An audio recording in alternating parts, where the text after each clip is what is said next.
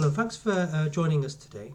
In today's video, I want to do a book review about one of my favourite books. It's called The Toyota Way, 14 Management Principles from the World's Greatest Manufacturer. Now, I'm a real petrol head. I love cars, all different types of cars, sports cars, 4x4s, estate cars, all different types of cars. I'm a real petrol head. And over the years, I've owned about 30 cars in about 15 years. And, pardon me, my two favourite manufacturers are BMW, really from the 1980s and 1990s, not so keen on the modern stuff. And Toyota's, it's one of my also favourite manufacturers, just simply because they're really reliable. And from the 80s and 90s, I love the retro look of Toyotas. So why do I want to talk about this book? Well, what really initially got me interested into this book was I was looking for cars on the internet, and I was speaking with friends, and I thought, what is it about Toyota that makes them so much more reliable than other cars? So, for example, a Toyota Corolla would be probably more reliable than a Rolls Royce, and that's not hyperbole there. You can get a £2,000 Toyota Corolla and it will be more reliable than a Rolls-Royce Phantom, which costs in excess of $250,000. And I think that's really disgraceful, but it's a reality. So I was thinking, what is it about Toyota that makes them the world's #1 manufacturer? So I thought, let's read this book and let's find out, what it is which makes them such a good kind of manufacturer. So basically, this book is broken down into 3 parts, looking at the 14 principles of the Toyota management system. So what I want to do now is just basically, first of all, briefly read through the chapters, and then I want to discuss in a bit more depth a couple of the chapters or a couple of segments from the book which I think are really interesting. Well, all of it is interesting, but just maybe 2 parts. Okay, so part 1, chapter 1. The world-class power of the Toyota Way. The Toyota Way using operational excellence as a strategic weapon. Chapter 2. How Toyota became the world's best manufacturer. The story of the Toyota family and the Toyota production system. Now, it came as a surprise to me when I read this book that originally Toyota started off as a sewing machine, making sewing machines. And then they later went on to make cars. So I found that quite interesting. Chapter 3, the heart of the Toyota production system, eliminating waste. That's what I want to talk about today. Chapter 4, the 14 principles of the Toyota Way, an executive summary of the culture behind TPS.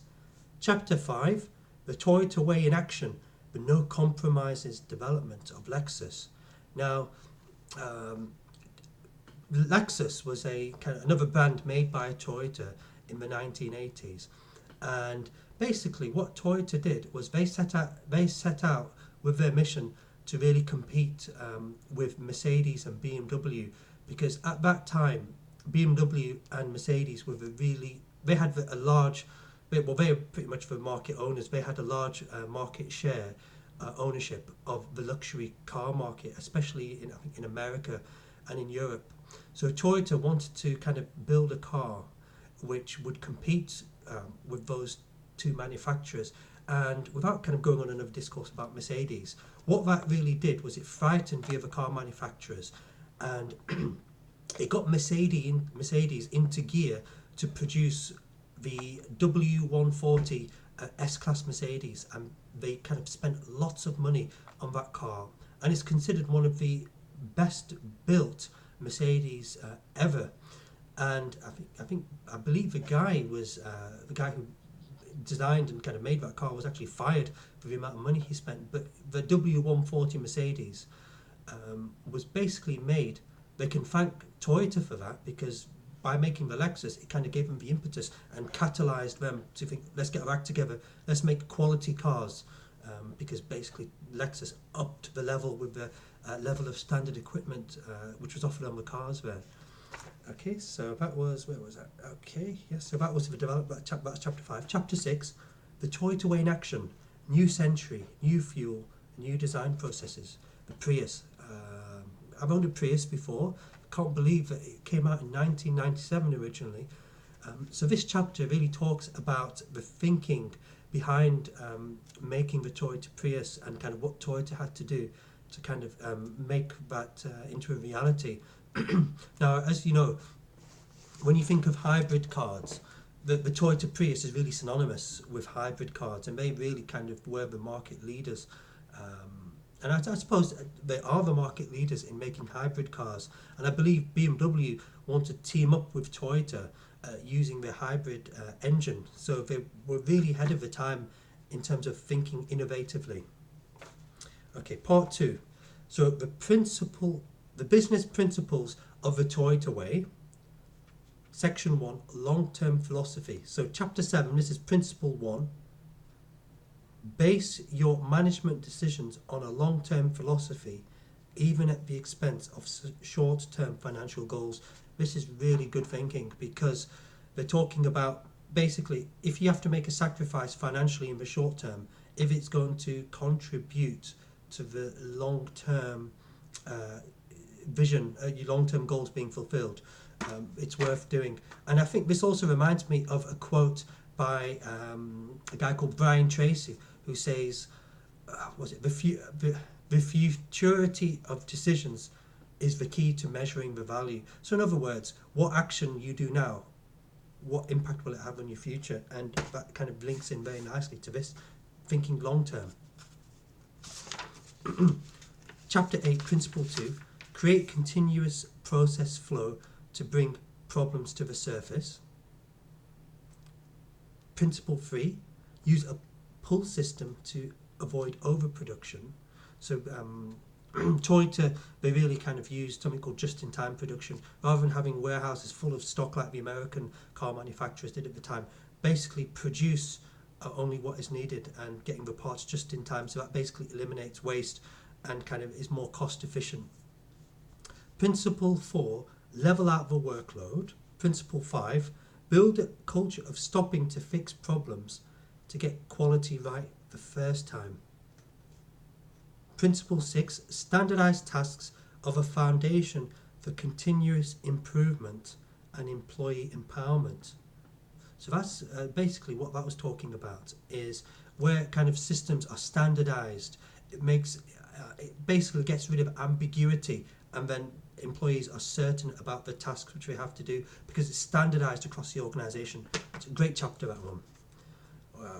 Principle 7, use visual control so no problems are hidden.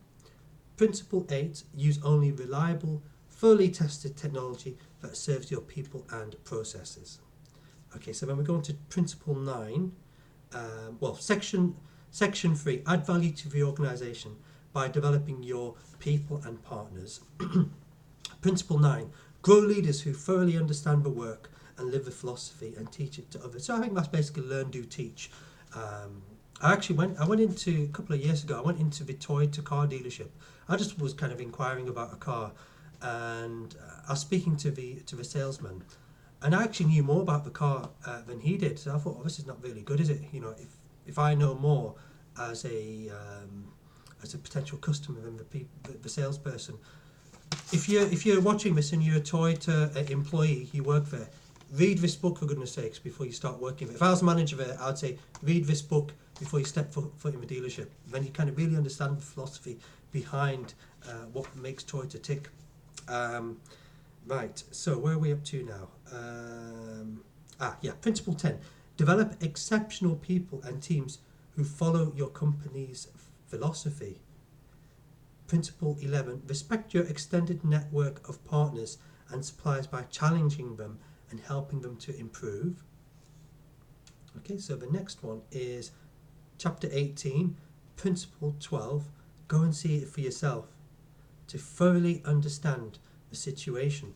Now, you may have seen a program called Undercover Boss, and this is really kind of highlights this point here, because usually at the end of a show, basically the boss goes undercover as an employee in his company to see what it's like on the shop floor, and usually 9 times out of 10, by the end of a program, he can really empathize and better relate to his employees because he sees what it's like on the shop floor.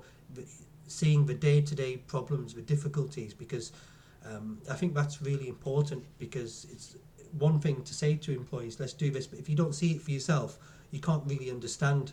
So that's a really useful chapter. Principle 13, make decisions slowly by consensus, thoroughly considering all options, and then implement decisions rapidly. So that's really good in terms of thinking about, if you're making a decision, weigh up all the pros and the cons. You may have seen something like a SWOT analysis.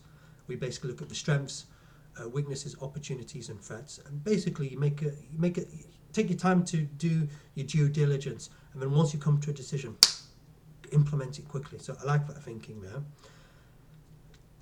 Principle 14, become a learning organisation through relentless reflection and continuous improvement. So I want to talk a little bit about this later on. And then basically the last chapter, part 3, the last section, is talking about how the Toyota way can be implemented in the workplace. Okay, so let's have a look. So here it talks about, it gives a, well, I'll show you here. You can pause it and then read it there yourself. So that is basically talking, that figure 3.1 is basically looking at making a truck chassis, and it identified all the processes involved in making a truck chassis, and it identifies the 3 processes where value is added. So, for example, I'll read it to you here. Positioning the component on the chassis, that's value added. Placing the bolts in the component, value added. And then tightening the bolts to the chassis with a power tool. So it goes through quite a few steps there and identifies the exact points where value is added.